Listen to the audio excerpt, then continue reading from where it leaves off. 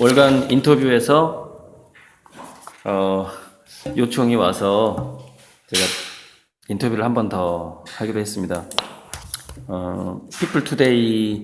피플투데이 쪽에 나간 기사하고는 약간 조금 좀 다른 컬러로 진행을 해보고 싶습니다. 네, 기자님 와주셔서 감사합니다. 이게 찍히고 있어서 제가 이렇게 하는 거고요. 네. 그리고 이제 안녕하세요. 우리 후배님도 네. 이 이제 SNS 전문가. 광고에다가. 네. 불가능을 모르는 사나이인데, 그래서 이제 우리 찍히는 거를 이제 이렇게 좀 또 이중으로. 예. 자, 그러면은. 녹취를 좀 하면서. 그럼요. 녹취하셔야죠. 네. 네, 당연히. 시작을. 네, 스타트. 할까요? 스타트. 아니 어떻게 나와 여기 두 분이 다 나와야 돼? 형님만 나오면 아니, 얼굴 찍혀도 된대. 아 그래? 예, 아까 허락을 맡았으니까. 안 지키면 더 좋고요. 아, 그래? 그러면 약간 네, 약간 뒷모습으로 이렇게 하면 되겠다. 오케이. 네. 네, 시작하세요. 이 시작된 건가요? 아니요. 시작하기 전에 할 게 뭐죠? 시작하기 전에 선생님 지금 아까 말씀하셨잖아요. 어떤 방향을 어떤 식으로 잡았으면 좋겠는지. 방향은 제가 네. 질문을 자연스럽게 하시면 네. 제가 피플투데이 인터뷰에서 안 했던 얘기 중심으로 제가 이끌어가니까 알겠습니다. 신경 안 쓰셔도 돼요. 알겠습니다. 예. 기사 내용이 이제 내용도 좀 짧아지잖아요. 이게 2페이지니까. 예. 그래서 아무튼 제가 잘 조절해 볼게요. 알겠습니다. 시작할까요? 네. 일단 그 선생님의 작품 뭐 성향이라든지 스타일을 좀 말씀을 해주셨으면 좋겠는데, 네네네. 예, 작품에 대한 소개를 좀 먼저 부탁드리겠습니다. 일단은 예. 캔버스로 제가 이제 시작한 거는 저는 원래 전공이 동양화였단 말이에요. 네. 학부 때. 네. 캔버스로 온 거는 예. 동양화가 훨씬 더 어려워요. 그러니까 제가 대학 다니면서 이제 다양한 전공 뭐 조소, 판화, 뭐 사진 다 접하면서 느꼈던 게 동양화가 제일 어려운 것 같다는 느낌이 들었어요. 그러니까 왜 그러냐면은 수정이 불가능해. 그러니까 한번 붓질을 하면 버려야 돼, 잘못되면 그 종이를. 그렇죠. 더 씌우기가 안 되니까. 그래서 그때 제가 대학 다닐 때 고액과외를 했었어요. 고액과외를 했었는데 제가 종이를 한번 인사동에서 사면 300만 원어치 샀어요. 90년대 초에. 종이를 그렇게 버리는 거예요. 그러니까 이런 어떤 서양화 재료보다 훨씬 많이 들어가는 거죠. 왜냐면은 마음에 안 들면 우리 왜 그 이렇게 작가들 보면은 쓰다가 원고지 막 구겨가지고 막 버리잖아요. 똑같아. 그러니까 그 장당 2만 원, 3만 원 하는 그 종이가 한지가 막 버려지는 그런 걸 경험하고 나서 안 되겠다. 나 캔버스로 가야 되겠다. 도저히 안 되겠다. 그래서 캔버스에다가 이제 제 그 어떤 생각을 표현하기 시작했는데 이게 간단하게 지금 캔버스 그림을 하게 된 이유예요, 이게. 근데 화가에게는 재료를 무엇을 쓰느냐 하는 것보다 중요한 거는 어떤 스토리를 담느냐가 사실 본론이잖아요. 그래서 자연스럽게 자기의 삶과 자기의 철학이 그림에 담기는 걸 텐데 이게 딱 한마디로 표현하자면은 제 그림은 평행우주론이에요. 평행우주론. 평행우주론이라고. 평행우주론. 네, 평행우주론. 예. 그 사람이 그러니까 평행우주론을 하려면은 이제 세 사람의 물리학자가 등장을 하는데 네. 하이젠베르크의 불확정성 원리, 네. 슈레딩거의 고양이, 그다음에 휴 에버릿인가 그래요. 네. 검색을 한번 해볼까? 휴 에버릿이 1970년, 71년부터 하버드에서 평행우주론을 강의했거든요. 네. 그때 70년, 71년이면 제가 막 태어났을 때잖아요. 근데 그 휴 에버릿 그 다큐멘터리 영화를 보고 깜짝 놀랐어요. 세상에 내가 태어났을 때 이미 미국 하버드에서는 평행우주론을 강의하고 있었구나. 야, 얼마나 빨라요. 50년 전이에요, 50년 전. 그렇죠. 그 평행우주론을 제가 지금 그리고 있는 거예요. 휴 에버릿 맞을 거야. 아니, 지금 나오잖아. 애가 어이구나. 휴 에버릿, 슈레딩거의 고양이. 네. 휴 에버릿. 평행우주란 미친 생각은 네. 어떻게 상식이 되었나. 어이 에버릿이에요. 그러니까 휴 에버릿은 이게 내용으로 들어가면 좀 복잡한데 관찰자 자신도 평행우주 속에 하나일 뿐이라는 생각을 한 거거든요. 그러니까 우리가 관찰하는 대상들이 고양이가 뭐 이 물건들이 네. 사회적인 현상들이 다양한 우주 속의 하나구나가 아니라 나 자신이 다양한 평행 우주 속의 하나구나 이걸 생각한 거죠. 자기 자신이. 그러니까 내 자신도 지금 이렇게 인터뷰하는 나, 뭐 인터뷰를 거절한 나, 뭐들은 뭐 전주역에서 인터뷰하는 나, 여기 터미널 네. 쪽에서 인터뷰하는 나 이렇게 다양하게 내 자신도 나눠지는 것인데. 그렇게, 자, 그래서 고양이가 보는 내가 있을 것이고, 또 내가 보는 고양이가 있을 거예요. 네. 근데 둘 다 각자의 우주 속에서 상대방을 관찰이 가능한 것이죠. 그것을 좀 살짝 다룬 책들 중에 한국에서 제일 많이 팔린 게 왓칭이라는 책이에요. 예. 그 전에 나온 게 시크릿 종류들이 대부분 그 기본 사상의 평행우주론을 깔고 있어요. 잠재의식이 그대로 현상계로 드러나서 각자의 세계를 만들어낸다. 네. 각자의 우주를 만들어낸다. 이런 개념인데, 그래서 제 그림에서 눈동자가 계속 등장하는 게 그 관찰자예요. 이게 보면 이게 눈동자처럼 안 보이죠? 근데 이게 홍채 라인이거든요. 하나의 거대한 관찰자가 있고, 관점이 있고, 네. 그 관점 속에 우주가 등장을 하는 거죠. 그래서 저건 뭐냐면 자기만의 우주인데, 네. 우리는 거대한 우주가 하나가 딱 있다고 생각하지만, 뭐 우리는 현재 이 태양계에 있을 수도 있고, 또 다른 나는 다른 행성에 있을 수도 있고 막 이래요. 예. 평행우주론이 생각보다 아주 그 방대하고 다양하게 자기 자신이 변형이 되거든요. 예. 그리고 이제 아무튼 존재가 막 뒤바뀌기도 하고, 관찰자 고양이가 내가 되기도 하고 내가 고양이가 되기도 하고 막 이런 것까지 다 포함이 돼요. 평행우주론에서는. 그런데 네. 그래서 이제 그것을 압축적으로, 말은 좀 알아서 줄이시면 돼요. 평행우주론을 압축적으로 줄이는 이미지는 무엇인가를 예. 생각해 봤을 때는 역시 눈동자의 우주구나 이런 결론이 나오는 거죠. 그러니까 눈동자의 사물일 수도 있고, 그러니까 평행우주론은 예를 들어서 뭐 거울 속에 비친 내 모습을 그린다고 해서 그럼 그것은 평행우주론 사상을 담고 있지 않은 것이냐 이렇게 말할 수도 있겠죠. 네. 근데 문제는 뭐냐면은 우리가 흔히 엑스라는 말을 하잖아요. X 또는 고갱이란 말도 있고 핵심, 요체 여러 가지 말로 표현할 수 있는데, 단적으로 한 장면으로 평행우주론을 나타내는 가장 적확하다는 표현, 가장 좋은 그림은 무엇이냐, 가장 좋은 구도와 소재는 무엇인가 예. 했을 때 눈동자의 우주라는 것이죠.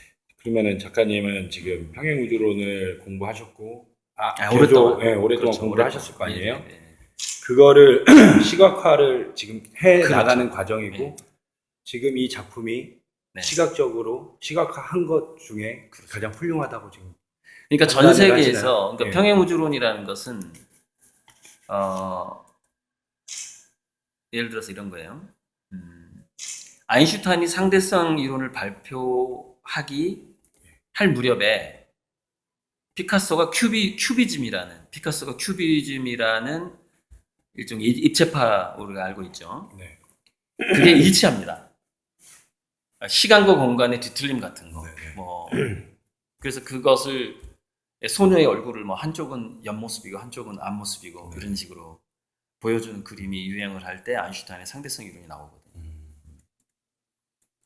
그런데 평행우주론이 아인슈타인 이후에 이제 그 불확정성 원리 나오고 이러면서 아인슈타인은 신은 주사위 놀이를 하지 않는다 그러면서 이제 평행우주론에 대한 약간 좀 반감을 가지고 있었죠. 그러니까 양자물리학적인 세계에 대해서 그 자기 후배 과학자들을 충분히 인정을 안 하고 사망했어요. 네. 그래서 그 단적인 그것을 표현한 말이 신은 주사위 놀이를 하지 않는다. 그러니까 신은 확률 게임을 하지 않는다. 약간 그 신은 시계공이다라는 생각에서 크게 벗어난 정도에서 이제 아인슈타인의 인생이 끝난 거죠. 그러면 아인슈타인하고 피카소가 큐비즘이라는 것으로 그러니까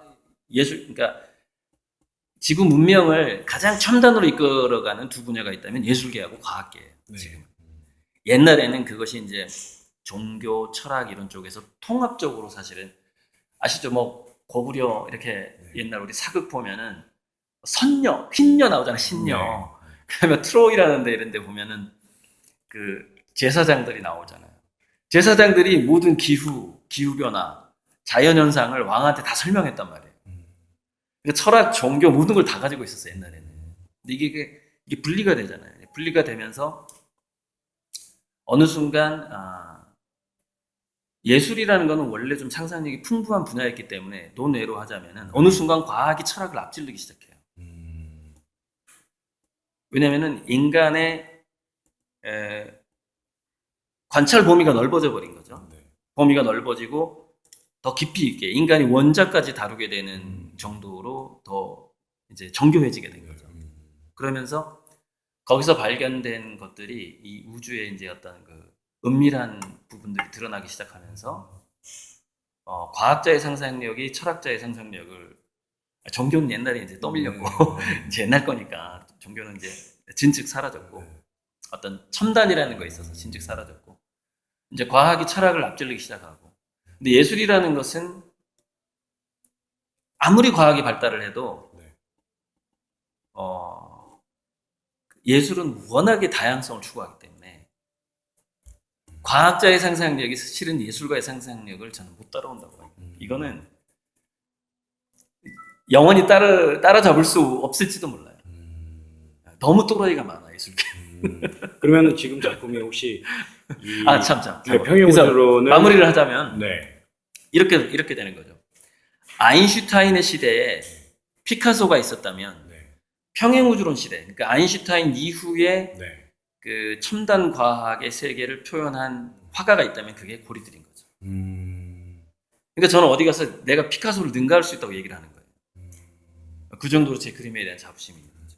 작가님 그러면은 완벽하게 시각화가 됐다고 지금 생각을 하시는 건가요? 그러니까 제가 공부한 바에 의하면은 이 이미지, 그러니까 인간이 이해할 수 있는 이미지, 원래 평행우주는 이해할 수가 없단 말이에요. 양자물리학도 마찬가지고. 그럼 생각해봐요. 이해할 수 없는 것, 시각화할 수 없는 것을 화가가 어떻게 그걸 표현해요? 그러니까 제가 말하는 거는 인간이 가시광선을 통해서 눈으로 볼 수 있는 이미지 중에서는 평행우주론을 이만큼 제대로 표현할 수 있는 그림이 없다라고 보는 거죠. 그러니까 제가 그래도 화가가 되겠다고 맘먹은 게 30년이잖아요. 30년 동안 나는 뭘 그릴 것인가 고민을 했을 거 아닙니까? 그러면서 10,000권이 넘는 교양서적을 보고 특히 제가 과학서적을 많이 봤어요. 많이 봤고 과학 다큐멘터리라는 건 무조건 보고 그러면서 그 구조를 만들어낸 거죠. 아인슈타인 시대에 피카소가 있었다면 아인슈타인 이후의 시대에 고리들이 있다. 이 구조를 만드는 거죠. 그래서 저는 제 그림에 대해서 그만큼 어떤 운명을 느끼죠. 문명적인 운명을 느끼는 거예요. 문명사적인. 그래서 이거는 아직 이제 뭐 중국이라든가 뉴욕 시장이라든가 이런 데 노출이 안 됐는데 노출되자마자 인기를 끌 수밖에 없어요. 뭐 해외 시장에도 진출할 계획을 가지고 계신 거죠? 물론이죠. 그게 언제쯤 시기적으로 좀 정해놓으신 게 지금 그림이 없어가지고 해외 전시를 할 수가 없으니까 그림이 나오는 그러면은 한 2년 정도 걸릴 것 같은데. 2년이요. 물론 이렇게 후배님들이 또 해외 홍보를 해주고 계시고 이제 대표 그림 막 이렇게 이미지로만. 근데 그러니까 무슨 얘기 해외에서 직접 전시할 그림은 없는 거죠. 지금 재료비 구하느라고 바쁘니까. 그러니까 그 두 번째 질문이잖아요. 유튜브를 통해서 세 번째. 이거 먼저 두 번째가 뭐죠? 천재화가라고. 천재화. 예, 요건 누가 붙여서 저 친구. 아니 근데 네. 원래 그 김춘수의 꽃이라는 시가 있듯이 네. 이렇게 사실 저는 누가 저를 천재화가다 이러면은 네. 처음에는 진짜 막 닭살 돋고 막 그랬어요. 네. 그랬는데 제가 제 그림의 운명을 느끼고 나서는 에이 마음대로 불러라. 천재화가가 됐든 뭐 이렇게 뭐가 됐든 상관없다. 어차피 내 그림은 그 그림 자체의 운명대로 갈 것이고 네. 내 화가로서의 운명도 역시 그 어떤 정해진 경로가 어느 정도 나와 있다 이렇게 보기 때문에 그리고 이제 제가 이제 강의를 다닐 때 그림도 그리고 예전에 뭐 발명가들 발명품 컨설팅도 하고 그랬거든요. 그러니까 뭐 책도 쓰고 그러니까 예술계 또는 이렇게 글 쓰는 곳, 그림 그리는 곳, 그다음에 기술공학 쪽까지 다뤘기 때문에 다빈치라는 별명이 천재화가 지금 저 친구가 천재화가라고 부르기 전에 네. 제 별명이 다빈치였어요. 워낙에 다양한 분야를 다루니까. 알겠습니다. 제가 그 다른 쪽에 나온 기사 읽어보니까 사실 공대를 가야 될 사람이 미대를 갔다. 뭐 이런 얘기가 있더라고요. 그거는 이제 공대 친구들이 저한테 해준 얘기예요. 근데 미대에 계시면서도 공대 쪽에도 유명하셨던 거예요? 그런 건 아니고요. 예. 두뇌라는 게 그런 것 같아요. 대학교 다니면서 이상하게 공대 친구들이랑 가까워지는 거예요. 친구들이 많아지는 거야. 그래서 저를 후원해준 친구도 공대 친구고 그래요. 네, 돈을. 그리고 앞으로 이제 중동 펀드까지 소개해주기로 한 친구가 있는데 걔는 자원공학과 해서 지금 왜 중동 펀드랑 친하냐면 이제 지하자원을 다루기 때문에 지하자원 투자 컨설팅하는 회사의 CEO가 있어요, 친구 중에. 아무튼 그 친구 말고도 아무튼 이공계 쪽 친구들이 많았어요, 대학 다닐 때. 그래서 이제 그 친구들이 야, 너는 공대에 왔어야 되는데 왜 미대 갔니? 막 이러면서 그런 얘기를 이제 술자리에서 간혹 하곤 그랬죠. 그 미대 나오신 분들은 사실 미대 나오신 분들끼리 굉장히 보수적인 관계를 좀 유지하는 걸 제가 자주 봤거든요. 근데 그렇진 않으실 거예요, 작가님?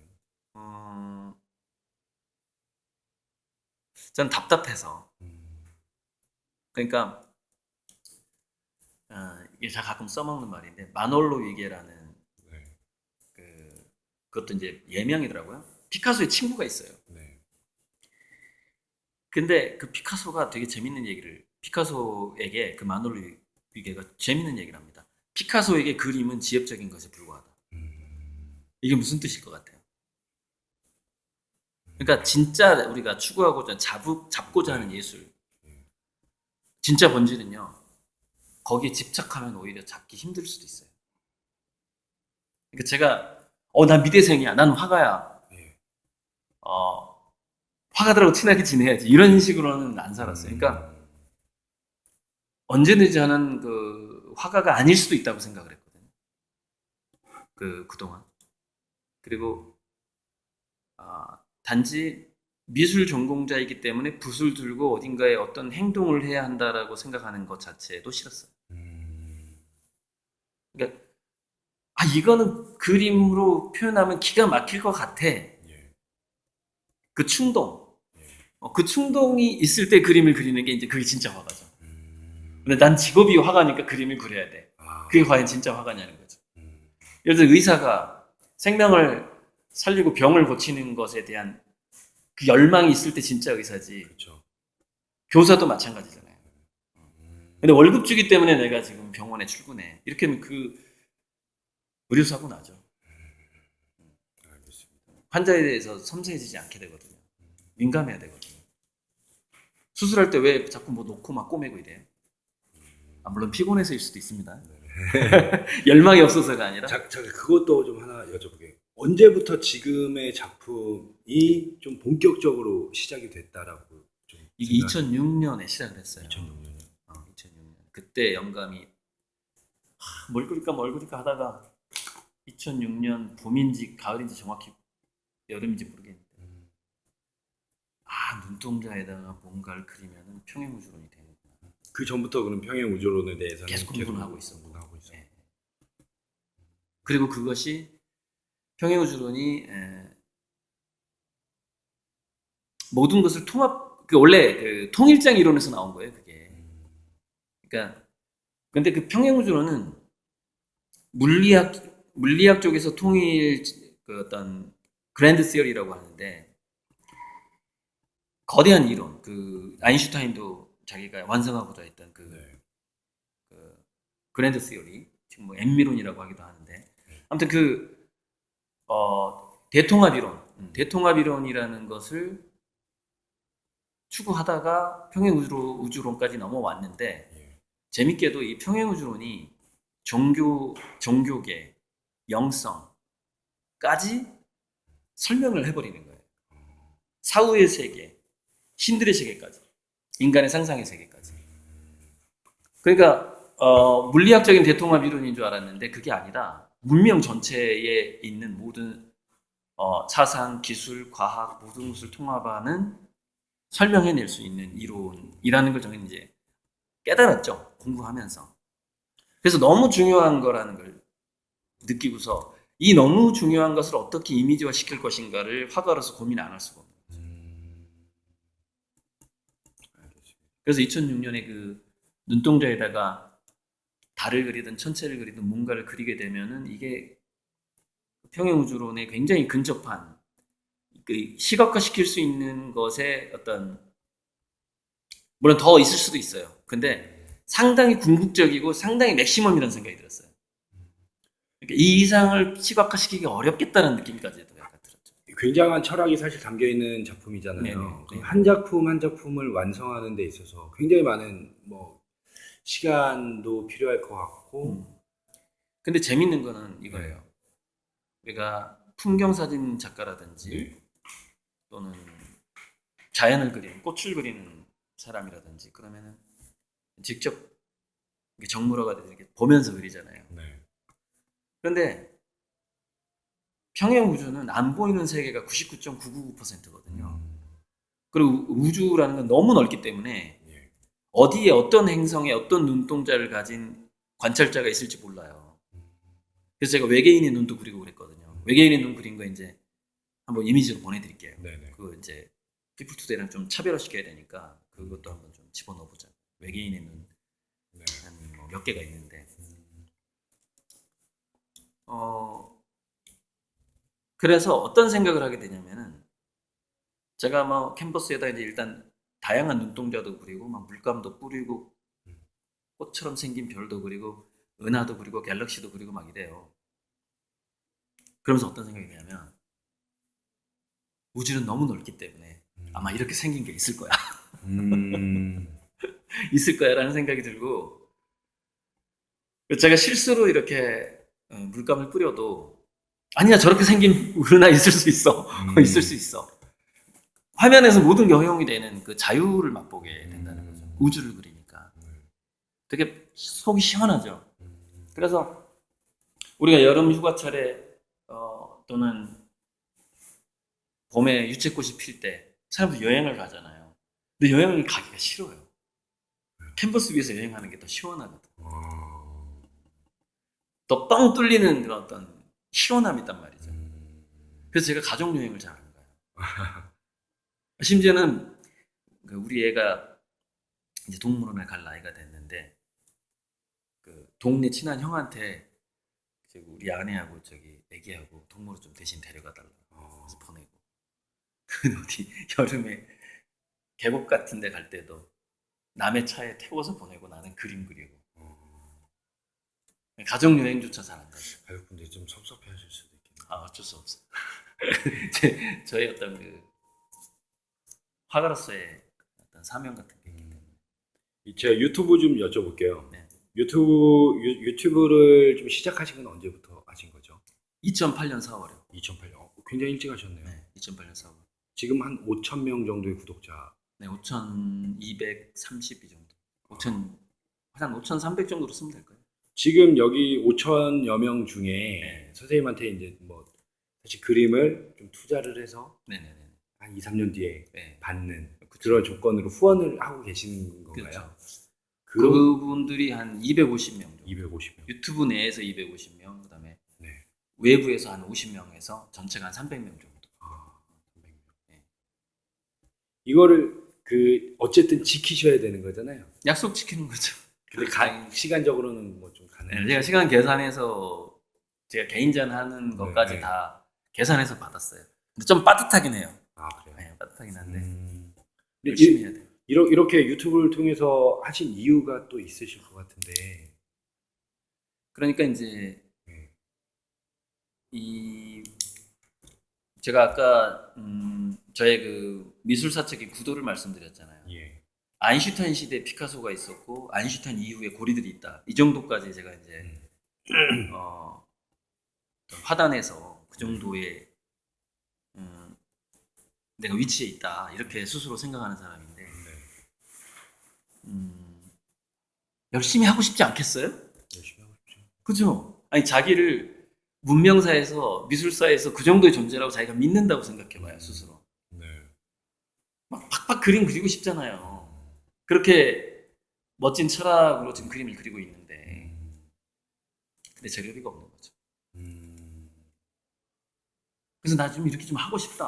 하고 싶다. 그리고 그러면 먼저 돈을 좀 그림값을 주면 그 돈으로 이제 그 여러분들을 위한 그 소품도 그려주겠지만 나는 대작을 하고 싶다는 거지. 500고 800고 1000호를 세계적으로 진출을 해야 되니까. 근데 여러분들이 내 그림을 20, 30호, 50호, 100호 이렇게 사주면 원래 그러니까 미술에서는 재료비가 조금 들어요. 네. 시간이 많이 걸리는 거지 재료비가 문제는 아니죠. 하면은 나도 세계 진출할 수 있고 성공하고 그럼 당신 내 그림 사준 분들은 그게 이제 투자가 되는 거죠. 저절로 그림값이 오를 거 아닙니까? 제가 세계적으로 성공해야 값이 오르죠. 윈윈이다 이거죠. 보통 한 명이 투자하는 금액이 어느 정도 선인가요? 최하 99만 원에서 그때 할부로 99만 원에 팔았으니까 네. 99만 원에서 최대 1억 정도 됩니다. 그러니까 1000만 원 이상 투자한 사람은 꽤 많아요. 네. 그러니까 그게 5억이 되는 거죠. 합쳐서. 1년에 재료비가 보통 어느 정도 발생하나요? 지금 현재 제가 쓴 게 3천만 원 썼거든요. 1년에요? 2019년 7월까지. 아, 3천. 그러니까 재료비는요. 캔버스 크기가 커짐에 따라서 기하급수적으로 늘어나요. 그러면은 한 6천 정도 1년에 쓸 수. 그러니까 1년에 제가 1억은 그러니까 올해는 1억을 제가 다 못 쓸 것 같아요. 올해는 한 5천에 끝날 것 같은데 내년엔 제가 1억을 써야 돼요. 캔버스 사이즈가 큽니다. 가장 애착이 가는 작품 뭐 하나를 꼽으라면 꼽으실 수 있나요? 이게 굉장히 어려울 것 같긴 한데. 제 그림 중에서 네. 아무래도 별꽃 바다 같아요. 별꽃 바다는 마치 그 스타트rek이나 스타워즈 그 우주선을 타고 저 멀리 어떤 거대한 블랙홀이 보이고 네. 근데 그 너무너무 거대한 블랙홀인데 그 뭔가 봤더니 보니까 신의 눈동자인 거야. 저 멀리에. 그 그림의 스토리예요. 별꽃 바다의 스토리야. 근데 신이 너무나 커서 겨우 우리가 볼 수 있는 그 신이 우리 인간의 모양이라고 쳐봐. 근데 그 눈동자 하나가 겨우 보이는 거지. 신의 눈동자가 있는데 처음에는 블랙홀인 줄 알았는데 신의 눈동자. 그래서 막 은하하고 여러 행성이라든가 이런 것들을 은하단, 성단들을 이렇게 통과하면서 여행하는 듯한 풍경 그게 별꽃 바다예요. 제 그림에서. 혹시 소장하고 계세요? 이건데 제가 메일로는 보내드릴 거예요. 예.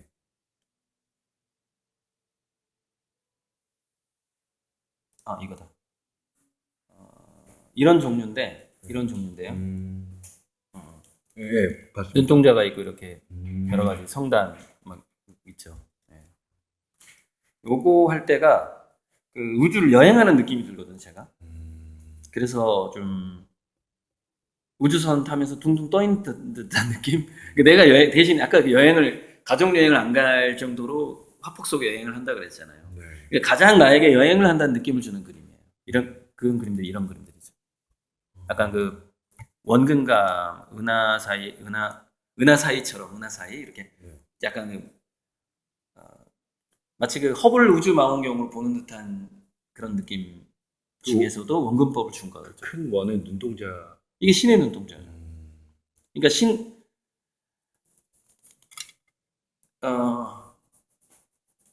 신에게 다가가는 듯한 느낌이죠. 별꽃바다는 결국 우리는 신으로부터 분리되어서 다시 신에게 가는 존재라는 그런 뜻도, 약간 종교적인 그런 뜻도 가지고 있죠. 그러니까 되게 물리학적이면서도 천문학적이면서도 굉장히 종교적인 이미지죠. 근데 거기에서 눈동자가 얼마나 중요한지 아시겠죠? 네. 눈동자가 없으면 그냥 우주를 그린 그림에 불과해요. 그러니까 제 그림 컨셉의 99.999%는 사실은 눈동자에서 파워가 나오는 거예요. 그리고 눈동자에다가 천체를 그렸다는 것 자체에서 하나의 저작권을 갖게 되는 식이에요. 그러니까 우주를 그리는 화가들은 많을 거예요. 그렇죠. 그러니까 눈을 막 그린 사람들도 많아요.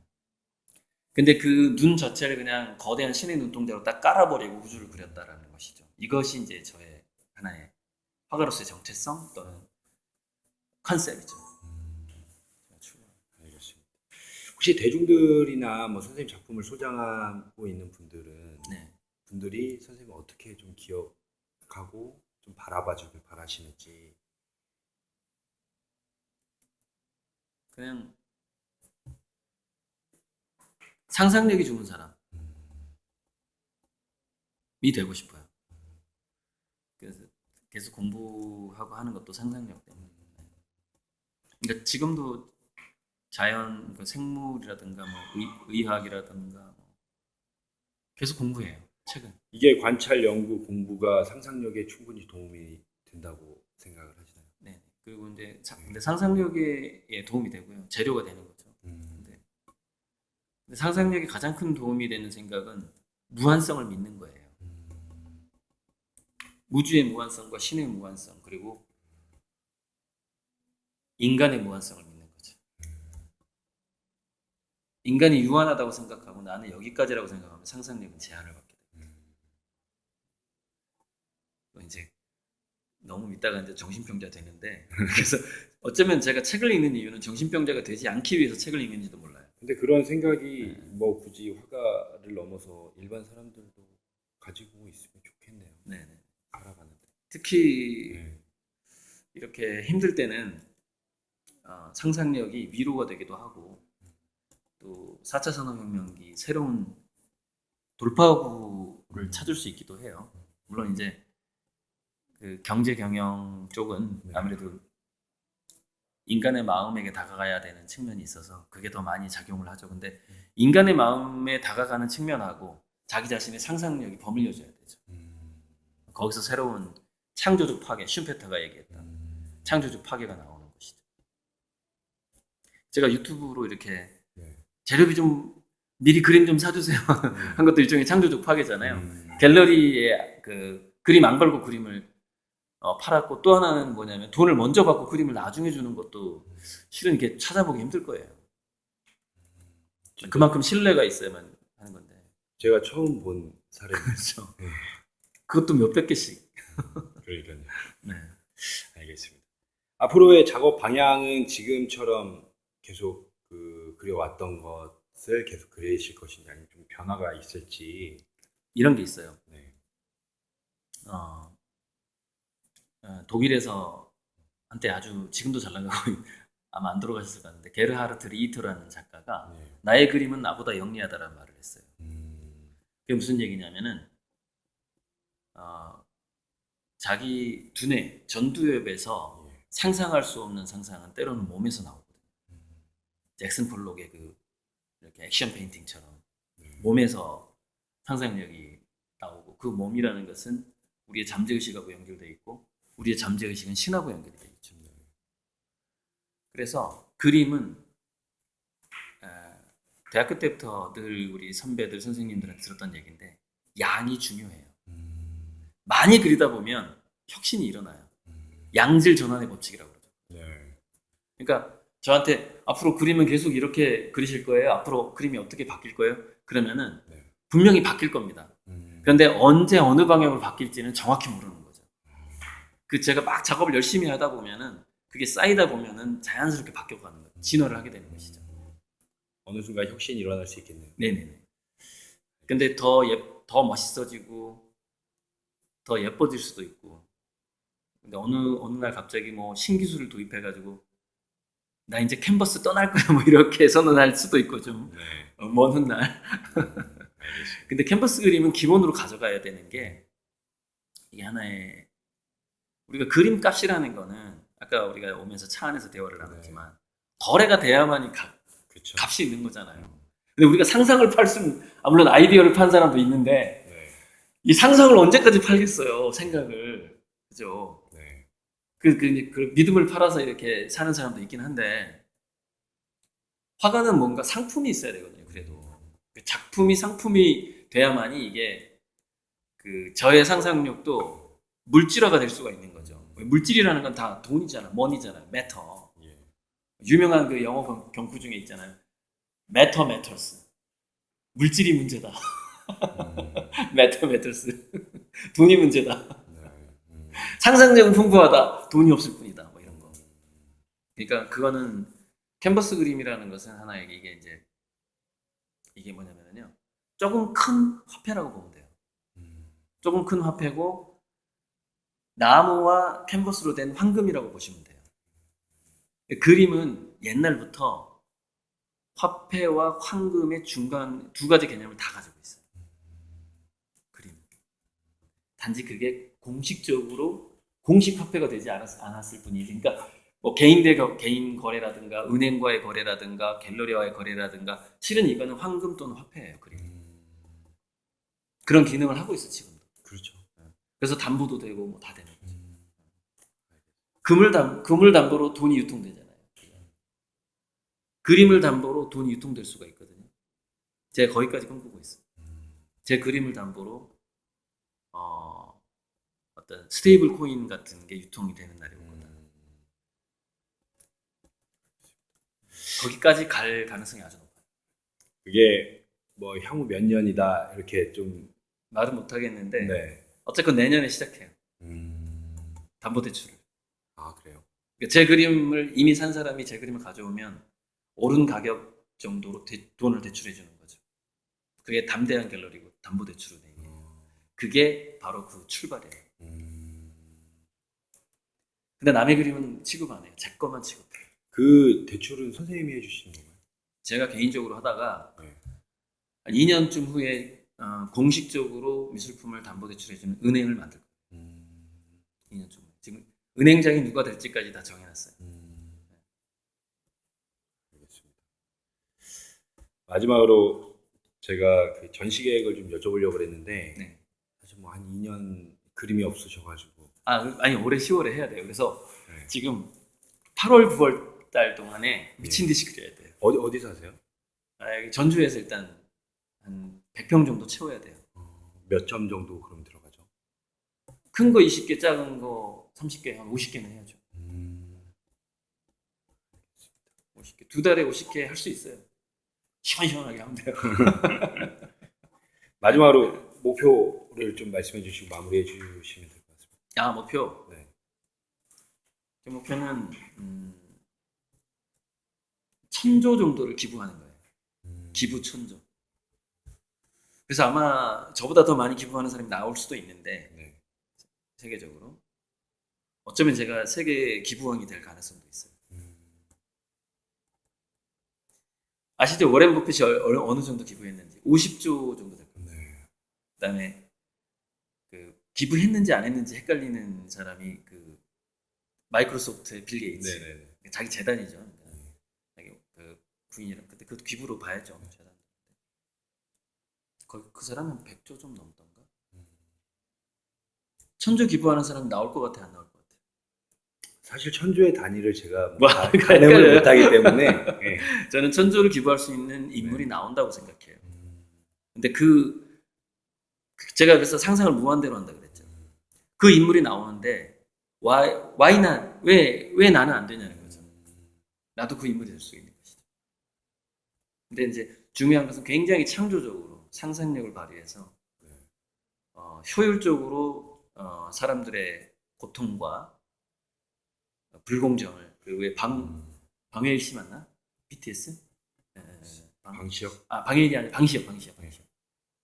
강혜일은 제 고등학교 후배 제가 아무튼 황시혁 이 불공정과 비효율에 분노를 했다고 그러잖아요.